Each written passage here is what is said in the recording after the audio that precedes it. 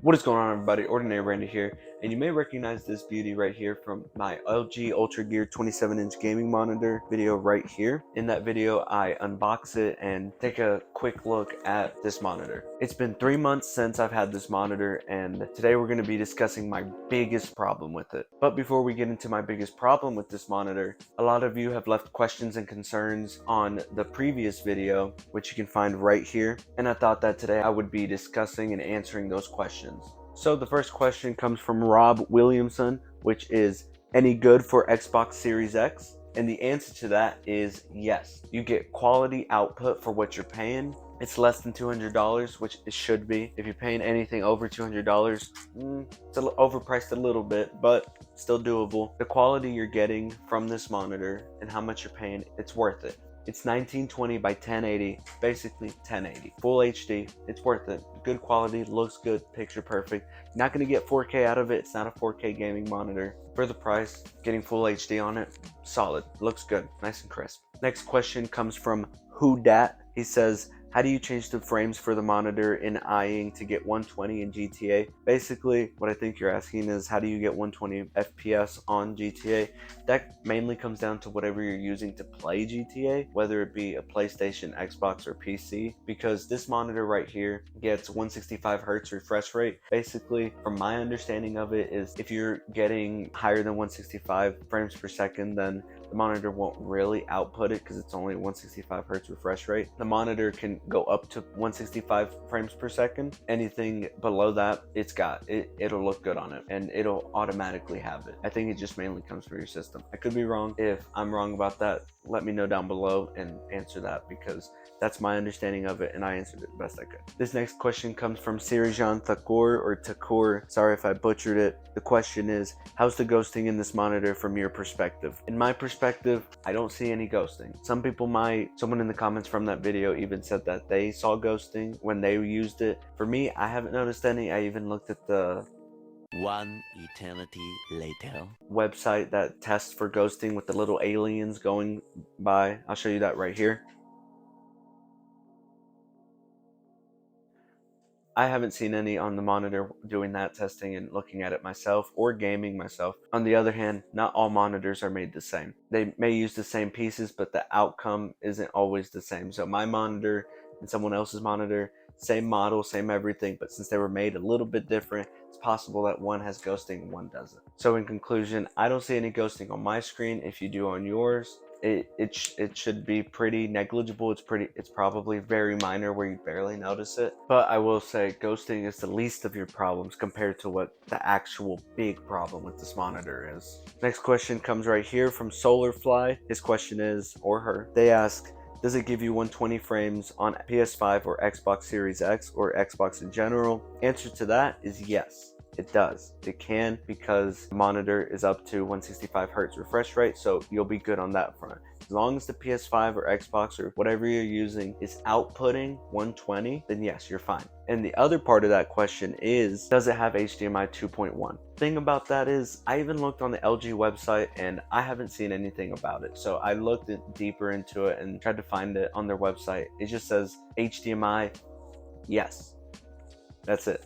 It doesn't say specifically what it can support, so I don't know where I can find that. I even checked on the box. Maybe you'd have to check somewhere else. I'm not sure. All I know is it does take HDMI output and DPI. So I'm not sure if it supports HDMI 2.1. So the next question comes from E. Knoll, and they ask, how do you tilt it? It doesn't tilt. Doesn't tilt side to side, but it does tilt up and down. So for me, I have it tilted down as much as it can go right here. Reason being is because since I'm lower, I go lower to the ground. I like having my chair down here. I like having it tilted down. You can easily tilt it up if it's lower than you and you're higher than it and you're looking at it from here. This is how you tilt it.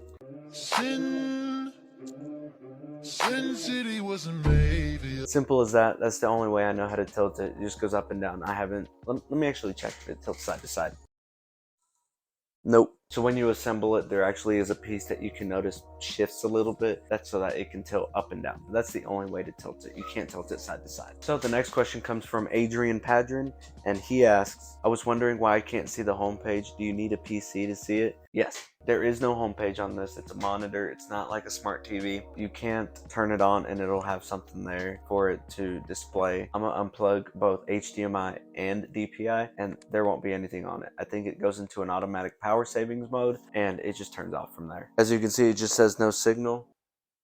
There's no homepage. There's nothing on it. So short answer, there's no homepage. It needs to be plugged into something, whether it be PlayStation, Xbox, any other console, Nintendo Switch, a Wii. It needs something to be connected into to display something. There's no homepage. Not having a homepage on this monitor, honestly, it's not that big of a deal compared to what is actually the big problem with it. The biggest one I have with it, which we'll get into soon. And this next question comes from Andrew Bullock. I'll leave it up on the screen right here. You can pause the video to read it. Essentially, he's having a problem with washed out screen, seeing enemies. I personally have an easy time seeing the enemies as long as I make the adjustments early in the game. So when you open up Call of Duty, it says, make sure that this is super visible, this is kind of visible, and this is not visible. Things like that, make sure that's set up right. Other than that, I do have a few settings I would tweak so that it doesn't look as washed up. Because when you get the monitor at its base stats, it is kind of washed up. The gamma, I think it's called, and the contrast and the brightness, all of that being mixed up together, it makes it look really washed out. You'll see it really easily here in a second. So right here we have my settings, and I'm going to show you what it does. So if you press it down, that's how you get to your settings, and then you can move that one button around to switch around. So up, down, left, right.